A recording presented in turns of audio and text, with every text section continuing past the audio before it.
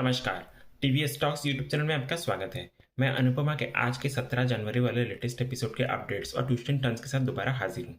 तो उससे पहले अगर हमारे इस चैनल पर आप लोग नए हैं तो इस चैनल को लाइक शेयर सब्सक्राइब कर लीजिएगा और वीडियो को पूरा एंड तक जरूर देखिएगा और साथ ही साथ कमेंट सेक्शन में अपनी ओपिनियन भी जरूर दीजिएगा। तो चलिए जानते हैं क्या कुछ हुआ है आज के एपिसोड में। तो सीरियल अनुपमा के आज के एपिसोड की शुरुआत में हमें मोटी बा को दिखाया जाता है, जो कि ख्याति को ये कह रही होती है कि अगर ये चली गई यहाँ से तो श्रीनाथ जी के भोग में देर हो जाएगी पराग, और हमारा मान अपमान श्रीनाथ जी की सेवा से बड़ा नहीं है। फिर मोटी बा ख्याति को कहती है कि ख्याति, इनसे कह दो कि भोग तैयार करने के बाद यहाँ से चली जाए।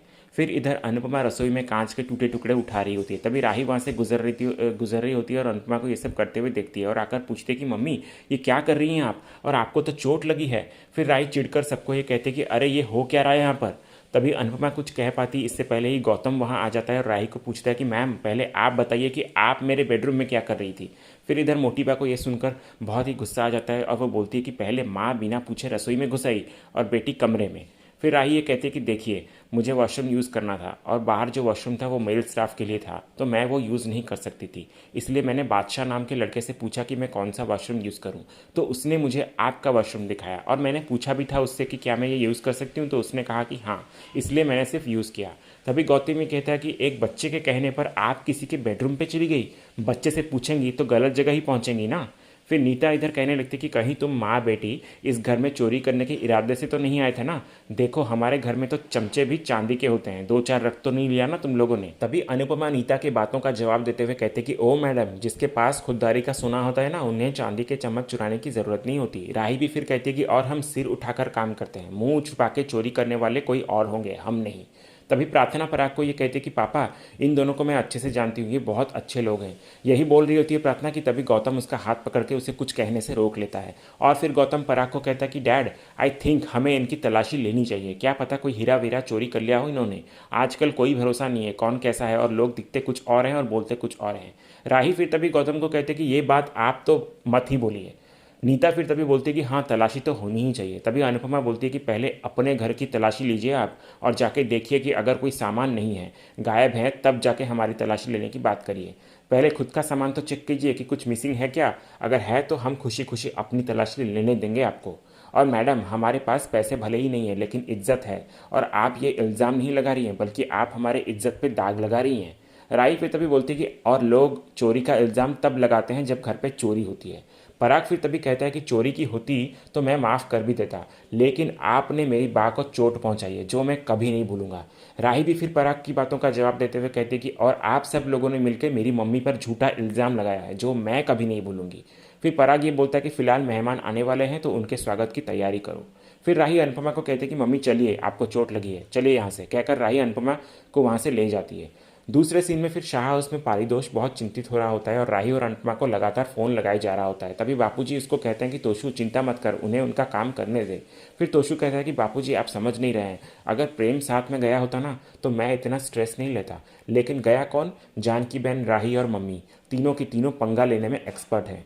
वो गई है काम करने, लेकिन मुझे डर लग रहा है कि कहीं काम खराब कर कर वापस ना आ जाए। बा फिर इधर कहती कि अनुपमा पागल नहीं है, उसे बराबर पता है कि ऑर्डर अच्छी तरह से पूरा करेगी तो ही पैसे मिलेंगे। किंजल भी फिर तभी कहती है कि हाँ, और मम्मी किसी से बेवजह लड़ती नहीं है, बस गलत बात पे स्टैंड लेती है। तोशु फिर कहता है कि वही तो प्रॉब्लम है, उन्हें कब कौन सी बात गलत लग जाए पता ही नहीं चलता। इसी बीच फिर हमें सुधा जी को दिखाया जाता है जो कि बा की दोस्त होती हैं, घर पर आती हैं और मकर संक्रांति की शुभकामनाएं देती हैं बा को। और फिर सुधा जी बा को कहते हैं कि लीला बहन, हमने सुना है कि अनुपमा को कोठारीस के यहाँ ऑर्डर मिला है। बा फिर कहती है कि आपको किसने कहा। सुधा जी बोलती है कि तोशु ने बताया हमें। तभी तोशु बड़े ही घमंड से कहता है कि हाँ, तो मैंने कौन सा झूठ कहा, हमें सच में कोठारीस के लिए कैटरिंग करने का ऑर्डर मिला है। इनफैक्ट मम्मी उन्हीं के घर ही तो गई हैं, अरे गई क्या है, बल्कि उनके लिए खास कार भिजवाई थी उन्होंने मम्मी को पिक करने के लिए। तो आज के बाद कोठारीस के हर फंक्शन की कैटरिंग हम ही करेंगे। अरे हमको तो वो मकर संक्रांति के सेलिब्रेशन के लिए भी बुला रहे थे, लेकिन हमने मना कर दिया। हमने बोला कि हम अपना ये त्यौहार अपने परिवार के साथ ही मनाएंगे। तभी किंजल धीरे से तोशु को कहते कि तोशु थोड़ा नहीं बहुत ज़्यादा हो रहा है, स्टॉप इट।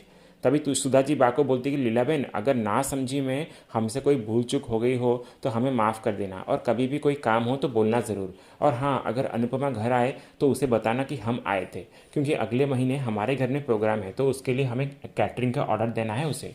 तभी तोशु ये कहता है कि सॉरी काकी, अभी हमने ना ये छोटे मोटे ऑर्डर्स लेना बंद कर दिए हैं, क्योंकि क्या है ना, बड़े बड़े ऑर्डर से फुर्सत ही नहीं मिलती हमें। अब मम्मी कोठारीज के वहाँ गई है, तो वहाँ से वापस आते ही 10-12 ऑर्डर्स और मिल जाएंगे उनको।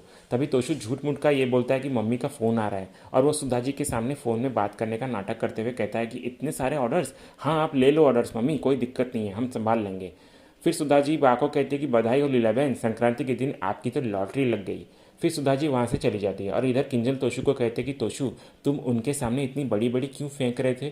तोशु फिर बोलता है कि अरे इसे मार्केटिंग बोलते हैं, बिजनेस को बढ़ाने के लिए ये सब करना पड़ता है। फिर दूसरी तरफ हमें राही को दिखाया जाता है, जो कि अनुपमा की चोट को पट्टी कर रही होती है और बोलती है कि बिजनेस हीरो का है इनका, पर अकल पे पत्थर पड़े हुए हैं, सीरियसली हमें चोर बोलकर निकाल रहे थे। अनुपमा फिर बोलती है कि खामों का इतना बड़ा तमाशा किया इन लोगों ने, ऊपर से ऐसा इल्ज़ाम, पता नहीं ख्याति जी को क्या क्या सुनना पड़ रहा होगा हमारे वजह से। राही फिर अनुपमा को कहते हैं कि मम्मी, हम उनके लिए यहाँ काम करने के लिए आए हैं, तो क्या पानी पीने के लिए, वॉशरूम यूज़ करने के लिए वापस अपने घर जाएंगे क्या? ऐसा थोड़ी ना होता है। और अगर इतनी ही प्रॉब्लम थी उनको, तो हमें आरती के टाइम पे बुलाया है क्यों? भगवान को दिखाने के लिए कि हम कितने महान हैं। अनुपमा फिर इधर कहती है कि बेकार लोग हैं ये, इसीलिए यहाँ से बस अपना काम ख़त्म करके फटाफट यहाँ से निकलते हैं। अजीब सा लग रहा है मुझे, मतलब जब आरती चल रही थी तब अच्छा लग रहा था और श्रीनाथ जी ने तुझे स्पेशल आशीर्वाद भी दिया, लेकिन अब ऐसा लग रहा है कि जैसा कुछ भी सही नहीं होने वाला है। राय फिर कहती है कि हाँ मम्मी, मुझे भी अच्छा नहीं लग रहा है, इसलिए जल्दी से काम खत्म करके निकलते हैं और दोबारा कभी इस घर की तरफ मुँह भी नहीं करेंगे, कभी भी नहीं। इसी बीच दूसरी ओर फिर हमें कोठारी हाउस में प्रार्थना को दिखाया जाता है, जो कि गौतम के पास आती है उसे फ़ोन का चार्जर देने के लिए। तभी गौतम गुस्से में आकर प्रार्थना का हाथ मरोड़ते हुए उससे कहता है कि आज बीच में बोला है, अगली बार अगर बीच में बोली तो अच्छा नहीं होगा, समझी। फिर वो उसका हाथ छोड़ देता है और कहता है कि आज फिरकी पकड़नी है इसलिए हाथ छोड़ दिया, वरना पिछली बार याद है ना कि कलाई में कितना ज़्यादा दर्द था, कहकर वो वहाँ से चला जाता है। और फिर इधर प्रार्थना रोते हुए कहती है कि काश मेरे अंदर भी अनुपमा जी और उनके बेटी जितनी हिम्मत होती, मैं भी अपने लिए स्टैंड ले पाती, पर पापा की खुशी के लिए और फैमिली की इज्जत के बारे में सोच के चुप हो जाती हूँ। इसी बीच दूसरे सीन में हमें अंश को दिखाया जाता है, जहां वो अग्रवाल से अपने बॉस के साथ मीटिंग फिक्स करने की बात कर रहा होता है। इसी दौरान अंश अपनी गेमिंग प्रोजेक्ट्स के बारे में भी बात करते हुए उन्हें समझाने की कोशिश करता है। फिर अंश कहता है कि सर, मैंने सुना है कि कोठारीज ने तो अभी रिसेंटली गेमिंग में स्टेप इन किया है ना, तो बस मुझे एक मौका चाहिए, फिर मैं आपको दिखा दूंगा कि how I can be a very capable asset for your company. फिर अग्रवाल जी अंश को कहते हैं कि ये डिज़ाइन जो तुमने मुझे दिखाई है वो काफ़ी अच्छी लगी मुझे, तो ठीक है, मैं तुम्हारे और सर की मीटिंग फिक्स करवाता हूँ, लेकिन एक बात याद रखना, उनके साथ काम करना आसान नहीं होगा, काम को लेकर बहुत सीरियस और स्ट्रिक्ट है वो, तो तुम्हें बहुत मेहनत करनी पड़ेगी। अंश फिर इधर कहता है कि sure sir, I will give मैं 100%। फिर अग्रवाल जी गौतम यानी कि पराग की दामाद को फ़ोन करते हैं और उनसे अंश के बारे में बात करने के लिए कहते हैं। गौतम फिर कहता है कि अग्रवाल जी, आज घर में फंक्शन है तो मैं कोई काम नहीं कर सकता आज, इसलिए आप इन्हें ऑफिस बुला लीजिएगा, और कब बुलाना है वो मैं बता दूंगा आपको, और हाँ, अगली बार से कॉल करने से पहले मैसेज कीजिएगा। फिर इधर अग्रवाल जी अंश को कहते हैं कि ये पराग कोठारी के दामाद थे, नए स्टार्टअप्स यही देखते हैं, तो तुम्हारे सामने सारी बातें तो हो ही गई है, जैसे वो बुलाएंगे फिर मैं तुम्हें मीटिंग के लिए बुला दूंगा। इसके बाद कहानी कोठारी परिवार की ओर मुड़ती है, जहां पतंगबाजी प्रतियोगिता की तैयारी जोरों शोरों पे चल रही होती है। पराग फिर सोचता है कि हर साल की तरह इस बार भी उसे काइट कंपटीशन में कोई नहीं हरा पाएगा। फिर अनिल ये कहता है कि वैसे मोटा भाई, अगर श्रीनाथ जी ने चाहा तो हो सकता है कि आज कोई टक्कर देने वाला मिल ही जाए। पराग फिर इधर कहता है कि मुश्किल है। इसी बीच फिर दूसरी ओर ख्याति नीता के पास आती है और उसको सोने की चूड़ियाँ उपहार में देती है। फिर नीता अपनी माँ की कंगनों से ख्याति की चूड़ियों की तुलना करते हुए कहती है कि मेरे मायके में आए हुए कंगन ज़्यादा भारी होते हैं। ख्याति फिर कहती कि भारी कंगन हर जगह नहीं पहने जा सकते, इसीलिए मैंने सोचा कि जब आप घर पे भी नॉर्मली ड्रेसअप करें तो उसके साथ कोई मैचिंग के हल्के से कंगन हो आपके पास। नीता फिर इधर कहती है हंसते हुए कि अगर मुझे पता होता ना कि मुझे कपड़ों के हिसाब से कंगन मिलेंगे तो मैं तो सोते हुए भी बनारसी साड़ी पहनकर सोती। फिर दूसरे सीन में अनुपमा और राही भी वहीं मौजूद होते हैं काइट कंपटीशन में। फिर अनुपमा राही को ये कह रही होती है कि बस सब अच्छा हो और सबको खाना बहुत पसंद आए। राही फिर बोलती है कि वैसे मम्मी, इनके तो हर काम के लिए नौकर होते हैं, मुझे तो लग रहा है कि पतंग उड़ाने के लिए भी होंगे। फिर अनुपमा राही को समझाते हुए कहते कि देख बेबली, गुस्सा करके थोड़ी देर में भूल जाया कर, गुस्सा अपने अंदर रखेगी ना तो खुद की सेहत पर असर पड़ेगा। देख, जिस तरह से ये लोग ने हमें जाने बिना हमारे बारे में अपनी राय बना ली, उसी तरह से हम भी तो उन्हें जाने बिना उनके बारे में राय बना रहे हैं ना।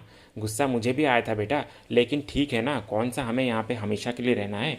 अब जिस तरह से उन्होंने हमें गलत समझा, हो सकता है कि हम भी उन्हें गलत समझ रहे हो, इसलिए त्यौहार के दिन गुस्सा नहीं बल्कि स्माइल करते हैं। इसी बीच फिर दूसरी ओर पराग मोटी बा को अपनी पतंग की डोर संभालने की जिम्मेदारी देता है और कहता है कि जिस डोर को आपने थाम रखा हो बा, उसे कोई काटना तो दूर छू भी नहीं सकता। फिर मोटी बा इसे बड़ी जिम्मेदारी मानकर स्वीकार कर लेती है। तभी नीता धीरे से ख्याति को कहती है कि आपको बुरा नहीं लगता भाभी कि मोटा भाई की डोर मोटी बा के हाथ में है, आपके हाथ में नहीं। पत्नी का अधिकार तो माँ से पहले होता है ना। ख्याति फिर कहती है कि जीवन में सबसे पहले कौन आता है, माँ या पत्नी? जब माँ आती है पहले तो पत्नी का अधिकार पहले कैसे हो सकता है? तभी इसी बीच फिर अनुपमा के पास एक छोटा सा बच्चा आता है जो पतंग और मांझा लेकर कहता है कि मेरे पास सब कुछ है लेकिन मुझे पतंग उड़ानी नहीं आती। फिर अनुपमा उसकी मदद करने का फैसला करती है और उसके साथ पतंग उड़ाने का मन बनाती है। तभी राही कहती है कि लेकिन मम्मी आपके हाथ में तो चोट लगी है ना, आप कैसे पतंग उड़ाओगी? अनुपमा फिर राही को कहती है कि ये छोटी मोटी चोट तो रोज़ लगती है, तो इससे क्या मेरी पतंगबाजी रुक थोड़ी जाएगी? और त्यौहार वाले दिन किसी बच्चे के चेहरे पर अगर मैं खुशी लेकर आ पाई तो इससे बड़ी खुशी और क्या हो सकती है? फिर अनुपमा बोलती है कि सुबह सुबह पतंग उड़ाई थी मैंने टेंशन में, पर अब पतंगबाजी करूंगी एकदम टेंशन फ्री होकर। फिर अनुपमा उस बच्चे के साथ चली जाती है। तभी जानकी काकी राही को कहती है कि देखा राही, पतंग उड़ाने की बात में तेरी मम्मी कैसे खुश हो गई। राही फिर कहती है कि मम्मी के अंदर भी एक छोटा बच्चा छुपा हुआ है जो जिम्मेदारी की बोझ के नीचे दबा हुआ है। फिर इधर दूसरी तरफ अनुपमा बड़ी ही खुशी से उस बच्चे के साथ पतंग उड़ाने की तैयारी करते हुए नजर आती है। तभी वो छोटा सा बच्चा अनुपमा से पूछता है कि क्या हम पतंग काट भी सकते हैं? अनुपमा फिर बोलती है कि हाँ हाँ क्यों नहीं, तू बस बता कौन सी पतंग काटनी है, सारी की सारी काट देंगे। इधर फिर दूसरी तरफ मोटी बा पराग की तारीफ करते हुए सबको कह रही होती है कि पूरे अहमदाबाद में हमारे पराग की कोई बात नहीं काट सकता तो पतंग क्या काटेगा। और तभी इसी सीन के साथ ही आज का ये एपिसोड यहीं खत्म होता है। तो इसी तरह के अनुपमा के डेली एपिसोड के अपडेट्स जानने के लिए हमारे इस चैनल से जुड़े रहिए, चैनल को सब्सक्राइब कर लीजिएगा। मिलते हैं हम एक नए एपिसोड के अपडेट्स के साथ। धन्यवाद।